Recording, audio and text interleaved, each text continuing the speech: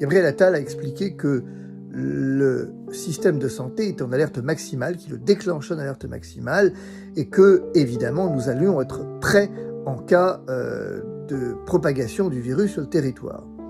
Ainsi, M. Attal met en mouvement toute sa discipline, met en mouvement toute la discipline publique au service d'un virus qui, pour l'instant, n'a fait aucun mort ni aucun malade sur le territoire national. Mais vous avez raison, prévenir vaut mieux que guérir. Mais le problème, M. Attal, c'est que vous avez un autre virus qui lui tue, et tue massivement en France depuis quelques années, mais surtout depuis quelques semaines.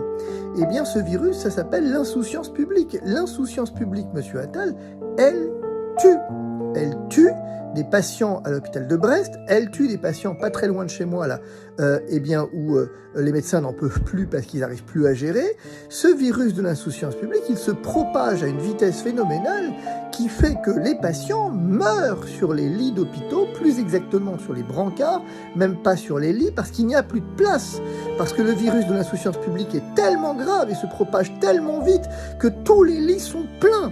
Comprenez, M. Attal, les lits sont pleins. Il ne reste plus que quelques modestes brancards où, hélas, les médecins débordés par ce virus qui tue, ne peuvent pas soigner tout le monde. De médecins, d'ailleurs, il n'y en a plus, M. Attal, et il n'y en aura pas non plus l'année prochaine, puisque ce virus de l'insouciance publique les a également tués.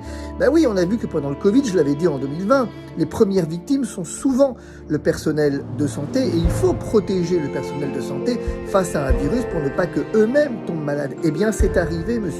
Attal. Le virus de l'insouciance publique a tué les internes, lesquels, effectivement, se sont vus réduire leur nombre de postes de 1500 et quelques, de sorte qu'ils ne sont plus suffisamment nombreux pour soigner les malades qui attendent sur les brancards. Ce virus de l'insouciance publique, M. Attal, a également tué les infirmières de l'hôpital public. Il a également tué ce personnel ô combien dévoué qui, hélas, n'a pas survécu parce qu'il n'avait pas de moyens de protection. Oh, je ne veux pas ici parler des masques FFP2 ni des vaccins, M. Attal. Je sais bien qu'effectivement, il n'y a guère de vaccins contre l'insouciance publique. Je ne vous en veux pas. Je veux parler juste d'un remède qui est pourtant facile et qui, lui, a fait l'objet, effectivement, d'une étude en double aveugle. Et je ne comprends pas que les autorités sanitaires refusent ainsi de le mettre en œuvre. Ce remède, il est simple, M. Attal. Pour mettre fin au virus de l'insouciance publique, il faut juste que M. Macron démissionne.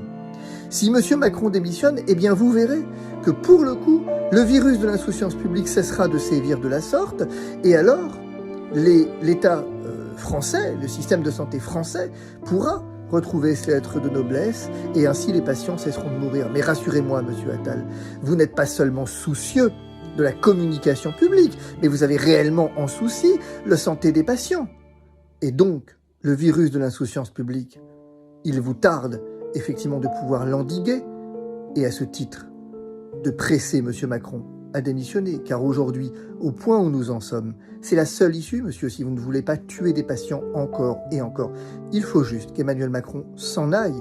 C'est la seule possibilité, car soyons bien d'accord, le virus, monsieur Attal, de l'insouciance publique, on pourrait l'appeler autrement par un petit nom. Il s'appelle Macron. Et il s'appelle gouvernement Macron, ce virus de l'insouciance publique. Et donc aujourd'hui, soyons bien clairs, c'est pas le Covid qui tue des gens, c'est pas le monkeypox qui tue des gens, c'est le virus de l'insouciance publique qui tue des gens, autrement dit le virus Emmanuel Macron. Et je le regrette, monsieur, parce que finalement, aujourd'hui, ce serait assez facile de s'en débarrasser. Imaginez donc un virus qu'on pourrait ainsi endiguer à peu de frais. Vous ne voudriez quand même pas passer à côté. Eh bien voilà. Alors je vous suggère, monsieur, vous voulez mettre en alerte le système de santé pour un monkeypox, vous avez sans doute raison.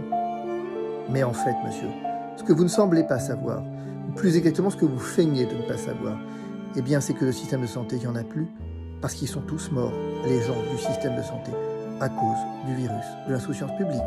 Et que donc, si les professionnels de santé sont morts à cause du virus de l'insouciance publique, les patients du monkeypox potentiels mourront demain également du monkeypox, le cas échéant.